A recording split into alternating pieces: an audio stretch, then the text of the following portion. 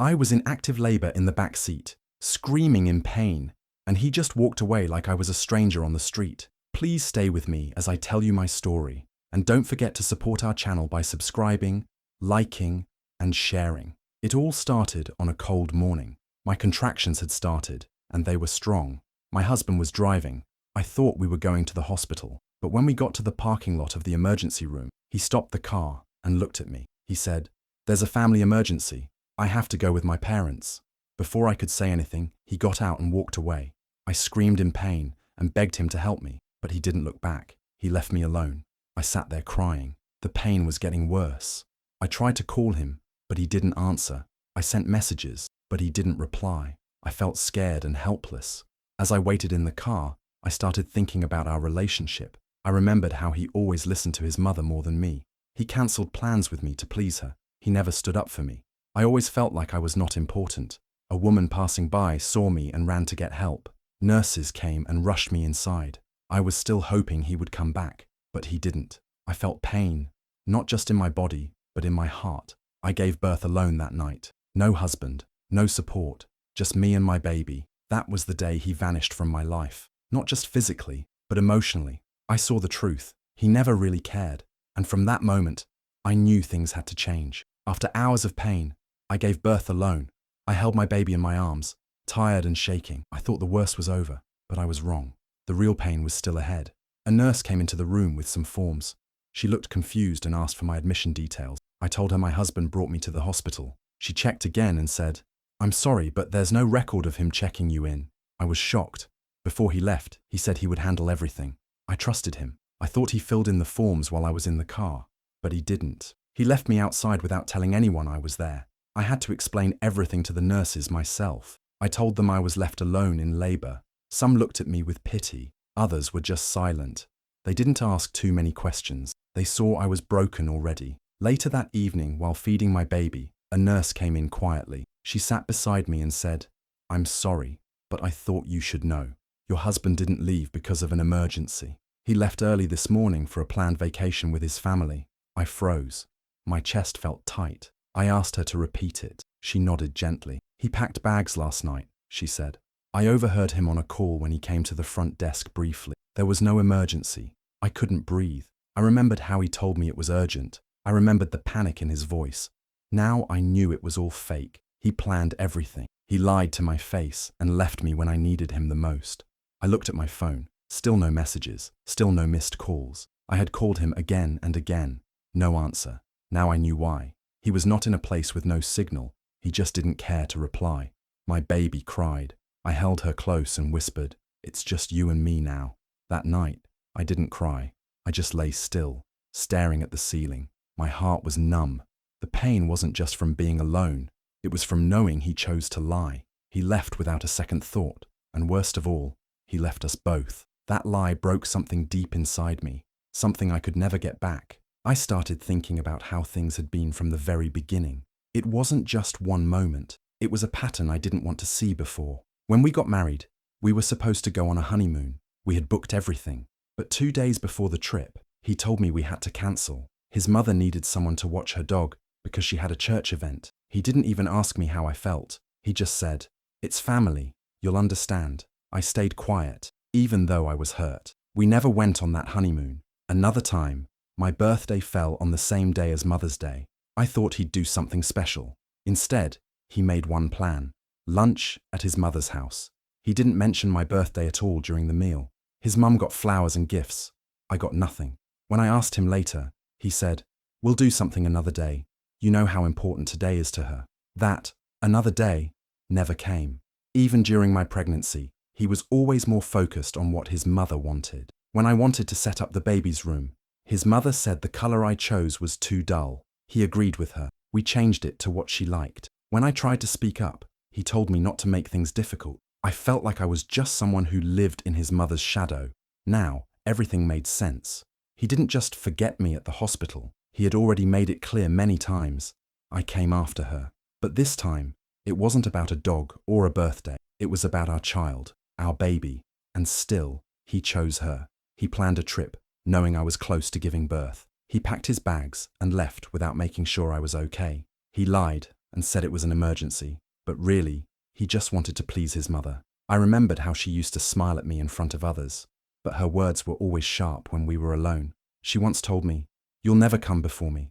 I raised him. At the time, I thought she was just being dramatic, but now I knew she meant it, and he believed it too.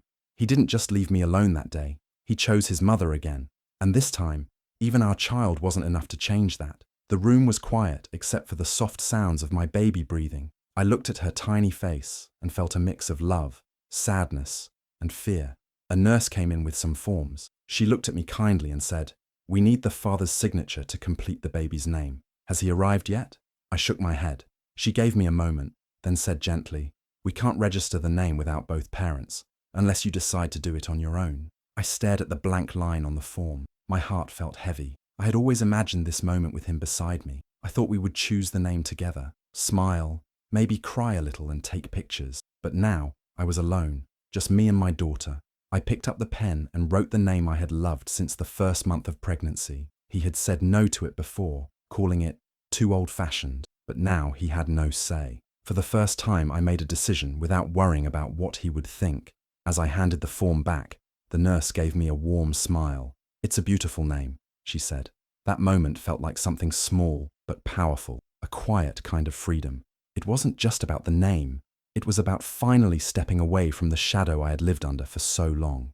I started writing things down after that. I opened a notebook and began to record what happened from the day he left me in the car. I wrote about the nurse's words, the forms, the calls he never answered, and the silence that followed. I added every date, every time, every small detail. I didn't know exactly why I was doing it at first. Maybe it was to help me remember. Maybe it was to make sense of everything. But deep down, I think I wanted proof. Proof that I wasn't crazy, that this really happened. Every page I filled made me feel a little stronger. I was still hurting, but now I had something. My voice, my story, my truth. And most of all, I had her, my baby, my daughter. She didn't have his last name. She had mine. That, too, was my choice. For the first time, I wasn't waiting on him. I was standing on my own, and that meant everything. I stared at my phone, tired and still healing, when it finally buzzed. After days of silence, he had finally sent a message. It was short, just one line. "Sorry, there was no signal." No signal. That was his excuse after leaving me in the car, after missing the birth of his child, after ignoring every single call and message. My hands trembled as I opened my social media apps. I don't know what I was looking for. Maybe some part of me still hoped it had really been an emergency like he claimed. But what I found crushed that hope completely. There he was, laughing, wearing sunglasses, sitting beside his mother and sister by a blue pool. His dad held a drink. Everyone looked relaxed, like they were on vacation, not worried, not rushing back, not missing anyone. And then I saw the caption under his mother's post. "Nothing like a family getaway before everything changes." Those words felt like a slap. While I was alone, scared, and giving birth to our child, they were enjoying a holiday. No emergency, no accident, just a planned trip and a smiling family. And they didn't even think to hide it. I didn't cry. I had no tears left. I took a photo of our baby. She was sleeping, peaceful and perfect. I sent it to him with no words, just the picture. Let him look at the daughter he didn't care to meet. Let him feel whatever he could, if he could feel at all. He didn't reply. I didn't expect him to. It was clear now. I wasn't important. Not to him, not to his family. I was just someone who carried the baby and got left behind. But she wasn't just any baby. She was mine, and I was done waiting. I locked my phone and held her close, her tiny fingers wrapped around mine. In that moment, I felt something stronger than pain. I felt done with lies, done with hoping, done with him. 5 days passed before he came back. He walked into the hospital room smiling, as if nothing had happened. No apology, no shame, just a fake calm, like he had simply gone out for groceries. He looked at me and the baby, then said, "Why do you look so upset? Don't be dramatic. You know my family needed me. Family comes first." Those words made my chest tighten, but I didn't respond. I stayed quiet and let him talk. He went on about how stressful the trip was and how I shouldn't have made a big deal out of it. He said I should be more understanding, that things don't always go as planned. He had no idea how deeply his words cut, but I kept my face still. I had already cried enough. I had already begged and hoped. Now, There was nothing left to say. I reached over and picked up the birth registration form from the table beside my bed. I handed it to him. His eyes scanned it quickly, and then he froze. His name wasn't on it. He looked at me, shocked. "What is this? You didn't put my name." I nodded, still silent. He raised his voice. "This is cruel. You're being cold and unfair. That's my child too." Still, I didn't say a word. I just looked at him, not with anger, just with calm, clear eyes. He had already shown me where I stood in his life. He made his choice the day he walked away while I was in labor, and now I had made mine. He kept talking, louder now, trying to make me feel guilty, but his words felt small. They couldn't reach me anymore. The nurse came in a few minutes later to check on the baby. I turned my attention back to my daughter. She needed me. He didn't. He stood there for a few more minutes, waiting for a reaction, but I gave him none. No yelling, no crying, just silence. Finally, he walked out of the room, and I didn't stop him. The day I left the hospital with my baby in my arms, I didn't go home. I went straight to a lawyer's office. The front desk lady smiled kindly as I sat down, holding my sleeping daughter. I had already called ahead, explained briefly what had happened. The lawyer met me in a small, quiet room. I told her everything: the car, the hospital, the silence, the lies. She listened closely. She didn't interrupt. When I was done, she simply said, "You're doing the right thing." I felt seen for the first time in weeks. We started the paperwork for divorce that same day. I gave her every detail I had: messages, photos, social media screenshots. I told her about the trip, the lies, the way he blamed me, and how he tried to act like nothing had happened. Then I told her about his mother. A nurse had quietly mentioned that his mother tried to enter the nursery while I was sleeping. She said the woman claimed to be the baby's grandmother, but when asked for permission, she couldn't show anything official. She got upset when they refused her. That's how I found out. I felt unsafe knowing she had tried to come near my baby without my consent. I told the lawyer. She nodded and said we'd file for a restraining order too. I had no time for fear anymore. My daughter needed peace, and so did I. At home, I started collecting everything: bank records, messages, anything that could help. I was careful, quiet, and focused. There was no yelling, no long speeches, just steady steps forward. He kept trying to contact me, but I didn't answer.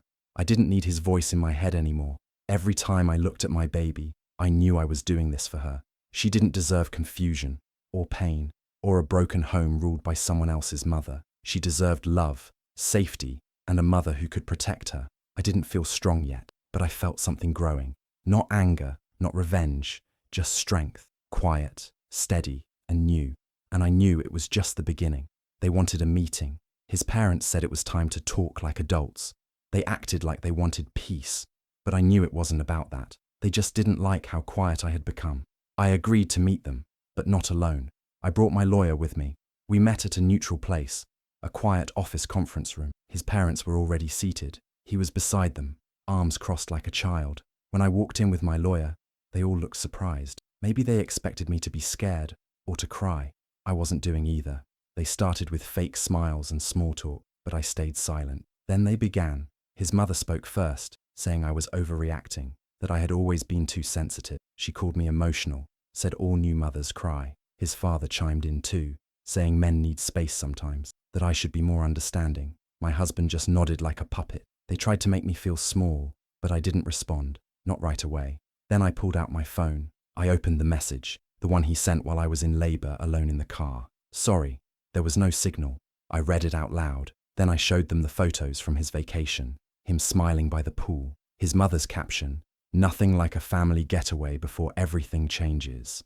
I watched their faces shift. No one spoke. The silence was loud. That's when my lawyer placed a folder on the table. Inside were divorce papers, custody filings, and a copy of the restraining order against his mother.